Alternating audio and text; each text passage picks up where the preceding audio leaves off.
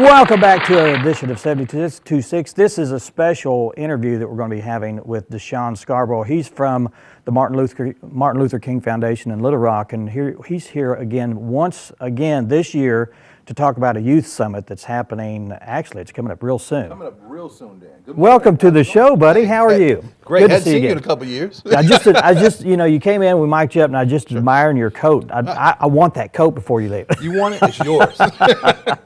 It's yours. Now, 2 years ago, and I thought it was last year, but 2 years ago, you were here. You brought an organization. You brought your people in from all over the state, and you tell us about what happened. Well, you know, we're the Arkansas Martin Luther King Jr. Commission. We're a state agency that promotes the life and legacy and noble tenets of Dr. King.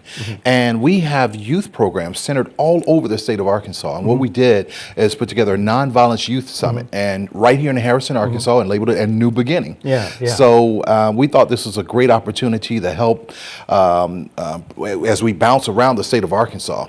We kind of land these programs all over the state, and Harrison welcomed us, the mayor, the Harrison Task Force, yourself, and it was just a wonderful, wonderful celebration. We had a bunch of kids from all over the state right here at the Durant Center, and it was just wonderful. And Dan, you know what? It's that time of the year again. You're going to repeat lightning We're going to do it again. We're going to do it again. So on April 2nd, we're looking, about 3 weeks away, we're looking at promoting the life and legacy of Dr. King.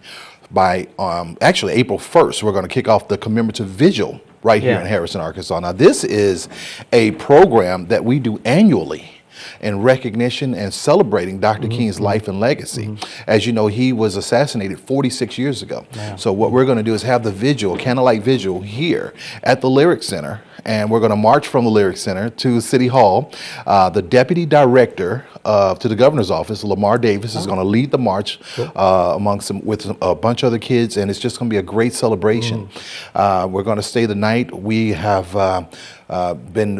we have been so blessed with the Woods brothers that they have donated rooms to the hotels, and the kids are going to stay the night. Cool. Next morning, we're going to get up bright and early with the Youth Summit, and it's just going to be a wonderful celebration.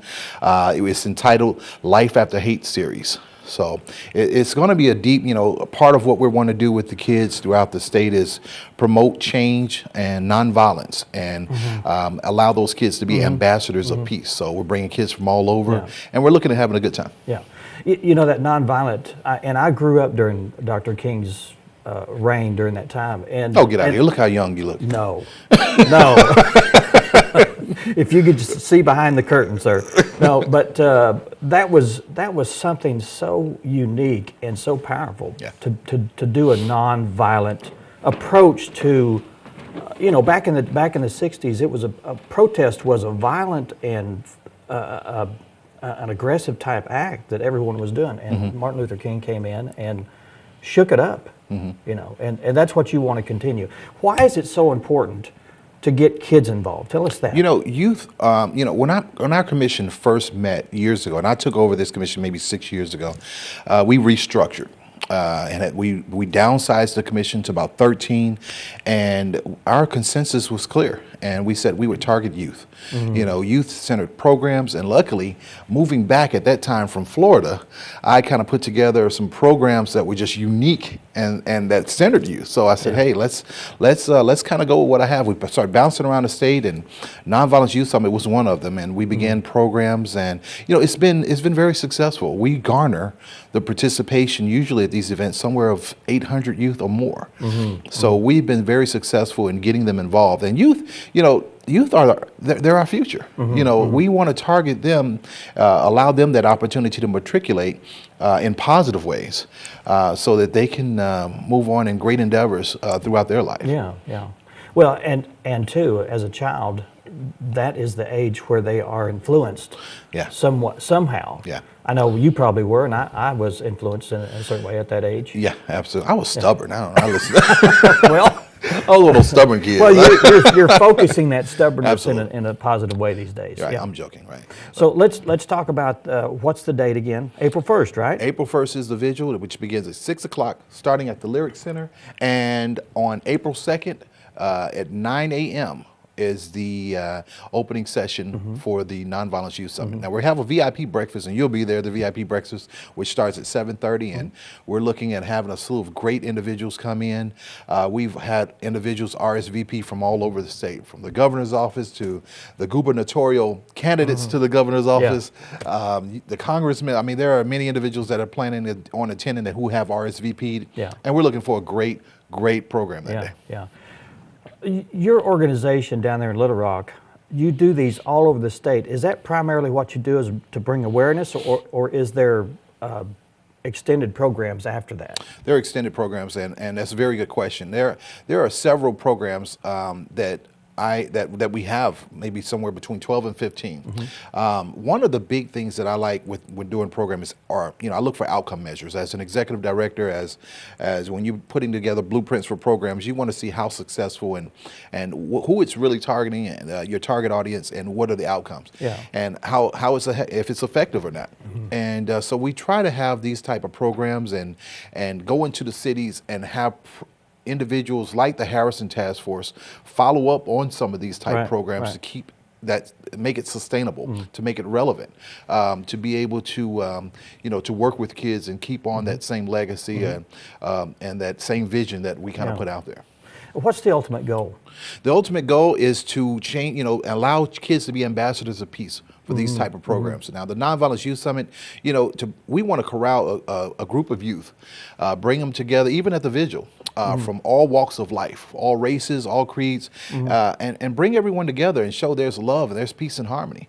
And, we do want to also help alleviate and dispel that negative image that hovers over Harrison, Arkansas, because we feel that there are just certain individuals who feel negative, and not everyone in the city, in reference to the growth of Harrison. And that's been a huge shadow over Harrison. Absolutely. I mean, it had a history of no blacks whatsoever in our area, and the task force and the mayor and a lot of individuals are trying to doing a great job, stir that up and change it and make it all aware that that's not all of us. Yeah, and Dan, you're right. It's the the fact is, Harrison is what it was that many years ago. Yeah. But we can't allow it to be and go on for years where people are just saying, hey, this is the way Harrison is. Yeah. That was maybe over 100 years ago. Yeah. And if we're looking at that, and one of my vision is to make certain that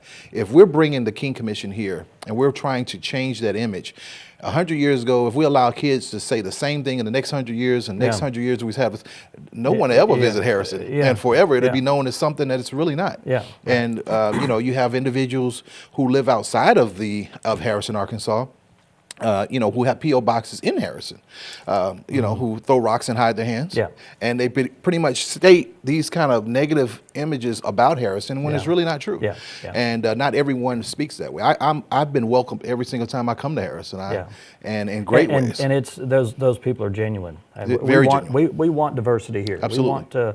We want individuals that we can commingle our cultures together and live in harmony, and that's great. And don't tell anybody, but this is one of the beautifulest places in the whole entire world. I won't tell anybody, but you know what? If you see it, you will believe it. Dushun, I appreciate you being here. Let's tell the people once again, it's going to be April 1st. April 1st will be the commemorative vigil, which will start and kick off at 6 p.m.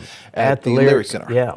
And the next day will be the NonViolence Youth Summit, which will be starts at 7:30 a.m. VIP breakfast. The opening sessions at 9 a.m. Come on down to the Duran Center. Will last about 3 p.m.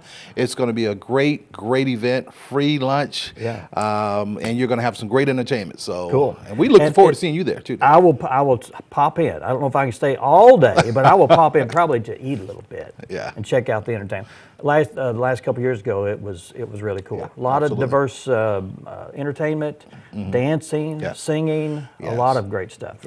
Dushun, thank you so much for being in Harrison. Thank you so much. And we're all looking forward to it, and we invite all of our viewing audience to come out. It's a free event, April 1st and 2nd, first at 6 o'clock at the Lyric Theater. Come on down and enjoy some great entertainment and a vigil there, and they'll be marching on to City Hall, which is really only about a block and a half away. Not a very long march, so if you want to be a part, they can be a part of that march too if they want to. Okay. Yes, be part of the march. And then on April 2nd is at the Duran Center, starting at 7:30 for breakfast, and it'll go all the way till 3 in the afternoon. All right.